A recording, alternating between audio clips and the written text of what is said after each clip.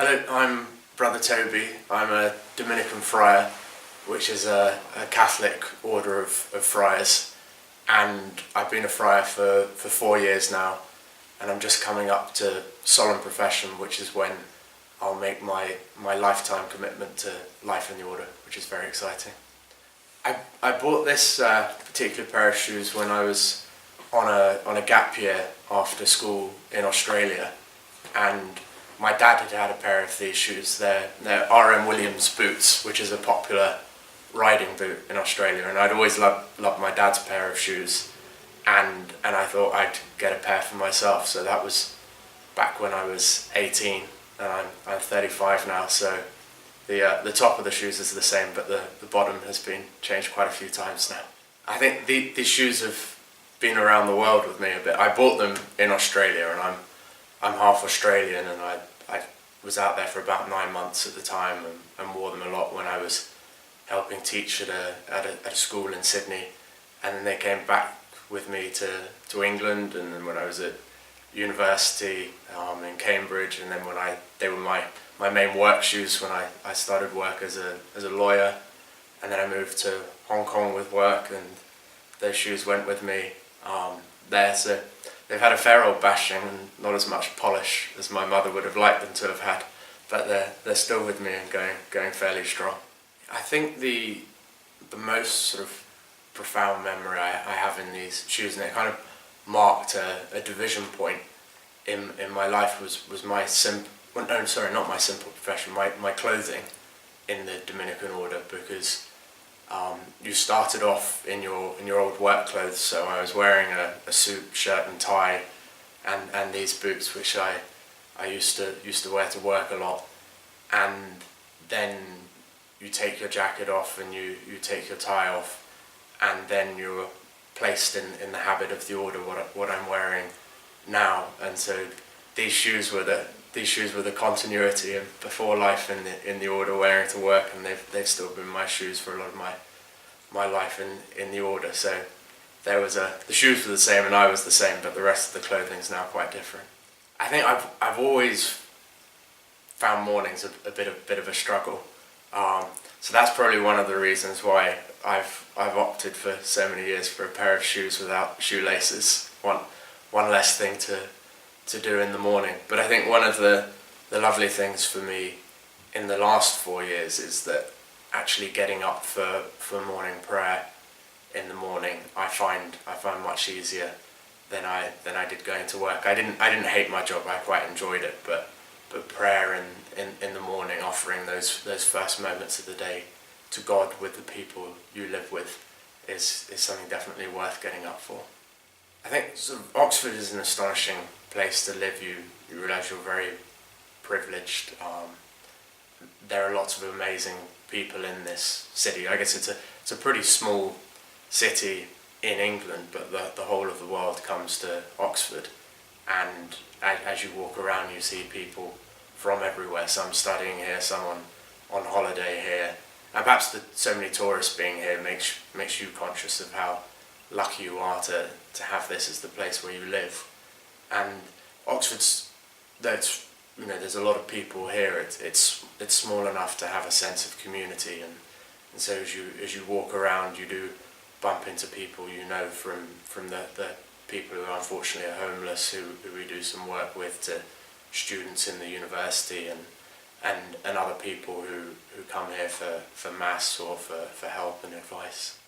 I think sometimes it's quite striking when you see the shoes that some of the homeless people are in Oxford, and it makes you conscious that you're in avowed poverty, but perhaps I know these shoes were quite expensive when I bought them, and I can afford to get them re-heeled and to sort of live life in one pair of shoes. And I think perhaps more moving than actually thinking about sort of walking in somebody else's shoes is a couple of occasions where I've seen where a homeless person has had their shoes stolen overnight, and to actually have no shoes to wake up in the morning and perhaps on a cold day and have no shoes. So I think I've thought about that, and fortunately we've always been able to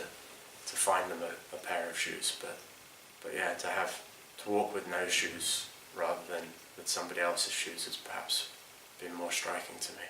I think relationships are so important. I'm fortunate. I live in a community of 25 friars, and we have strong relationships in the community, and that helps you enormously in the various struggles that there are in the life. And then there's wider relationships with so many people in Oxford, and relationships provide a support network which you're conscious that a lot of people lack. And then food.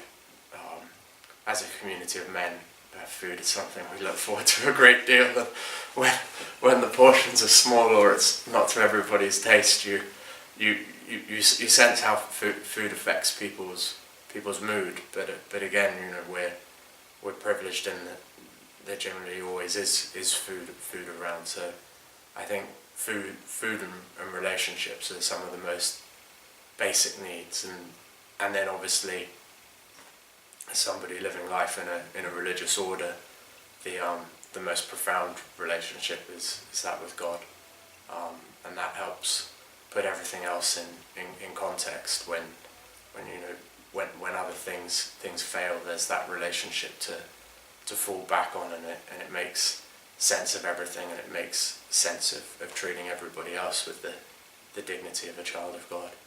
I think freedom of movement is incredibly important to me. I belong to an order which is supposed to be of itinerant preachers. Part of our charism is not just to stay in one place, but to leave the convents and priories in which we live and go out and spread the good news. And you can't do that unless you're free to move. And then on another level, walking is just something I absolutely love. And sort of one of the things I love about my life now is that our front door is actually on a code, so I can walk out without a wallet, without keys, without a phone, and just enjoy that complete liberation of walking out with nothing, and roaming as and where I wish. And Oxford's a really beautiful place to go out and just relax, reflect, pray. So that freedom of movement is really fundamental to me, and if I didn't have that, I would miss it enormously.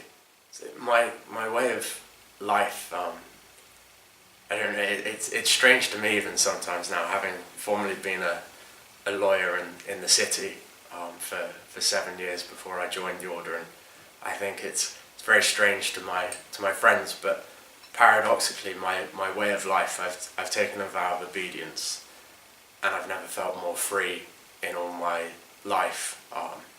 I've committed to something which helps me better to be the person I want to be, and so I find that obedience, that having committed to a structure and a way of being, actually very liberating, which I think some people find hard to understand. And I'm conscious, even as I say it, it sounds paradoxical, but my way of life is very, very freeing and very, very joyful, even though it has a fixed and a definite structure to it, and constraints on freedom in a smaller way that some people might find exasperating or hard to understand.